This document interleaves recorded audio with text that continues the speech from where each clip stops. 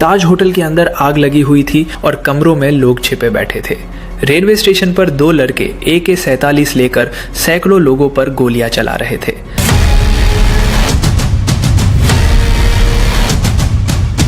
समुद्र में एक मछली पकड़ने वाली बोट पर 4 लोगों की लाशें पड़ी हुई थी और उसी बोट से 10 लड़के मुंबई में उतर चुके थे, जिनके बैग में कपड़े नहीं बल्कि राइफल और ग्रेनेड थे।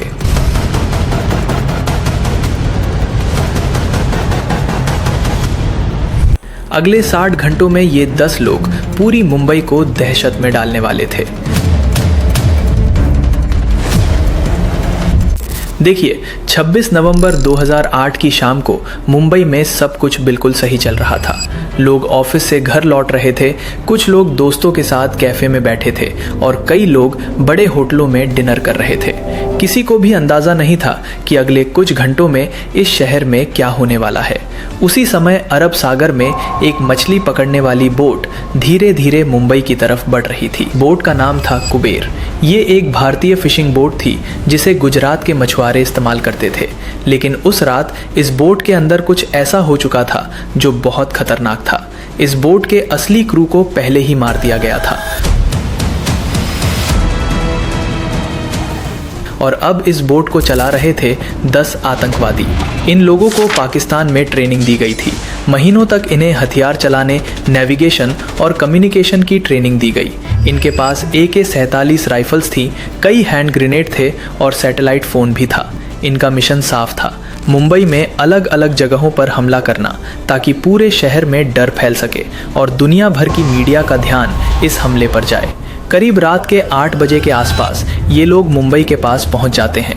इसके बाद ये आतंकवादी कुबेर बोट को छोड़ देते हैं और छोटी नावों में बैठकर मुंबई के कोलाबा इलाके के पास उतरते हैं। उस समय किसी को भी इन पर शक नहीं हुआ क्योंकि ये बिल्कुल आम लोगों की तरह दिख रहे थे, जीन्स, टी-शर्ट और पीठ पर बैग। लेकिन उन बैग्स के अंदर कपड़े नहीं थे बल्कि राइफल, गोलियां और ग्रेनेड थे। मुंबई में उतरने के बाद इन 10 आतंकवादियों ने अपने ग्रुप बना लिए। हर ग्रुप को अलग अलग टारगेट दिया गया था। उनके टारगेट थे Taj hotel, Oberoi Trident hotel, Leopold cafe, Chhatrapati Shivaji terminus railway station और नरीमन हाउस। करीब 9:20 पर मुंबई में अचानक गोलियों की आवाज़ सुनाई देती है। सबसे पहले हमला होता है Chhatrapati Shivaji terminus railway station पर। उस समय इस स्टेशन पर सैकड़ों लोग मौजूद थे।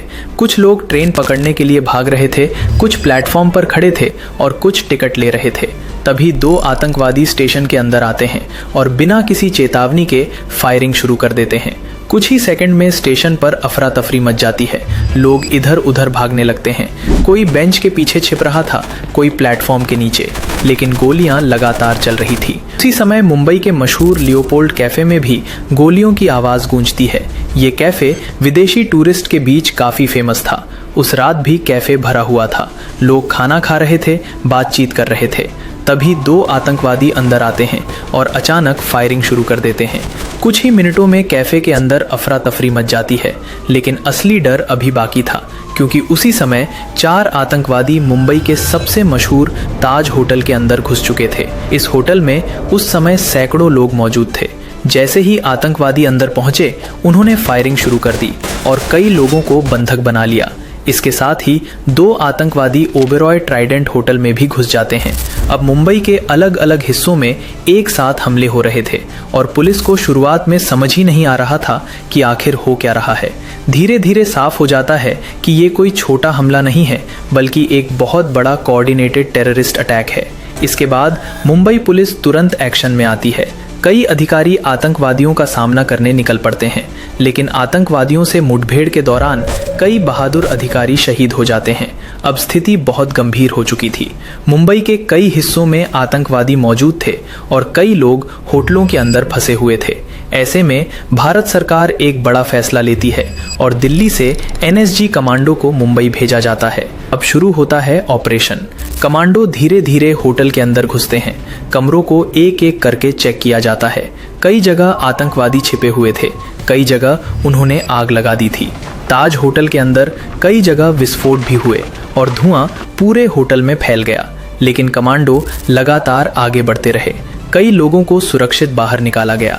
धीरे धीरे आतंकवादियों को घेरा जाने लगा। ये ऑपरेशन कई घंटों तक चलता रहा। आखिरकार 29 नवंबर 2008 की सुबह तक सभी आतंकवादियों को मार गिराया जाता है। लेकिन इस हमले में भारत ने बहुत कुछ खो दिया था। इस आतंकी हमले में 166 लोगों की जान चली गई और सैकड़ों लोग घायल हुए। 26 नवंबर 2008 की ये घटना सिर्फ एक आतंकी हमला नहीं थी, बल्कि एक ऐसा घाव थी जो आज भी लोगों के दिलों में जिंदा है। उस रात कई परिवारों ने अपने अपनों को खो दिया और कई लोगों की जिंदगी हमेशा के लिए बदल गई। लेकिन उसी रात भारत के कई बहादुर जवानों और पुलिस अधिकारियों ने ऐसी हिम्मत दिखाई जिसे हमेशा याद रखा जाएगा। अगर आपको ऐसी ही सच्ची और गहराई से समझाने वाली कहानियां पसंद आती हैं तो चैनल को सब्सक्राइब ज़रूर करें, क्योंकि ऐसी घटनाओं को याद रखना ज़रूरी है ताकि इतिहास खुद को दोहराए नहीं। मैं मिलता हूं आपको एक नए वीडियो में नए टॉपिक के साथ। तब तक के लिए धन्यवाद।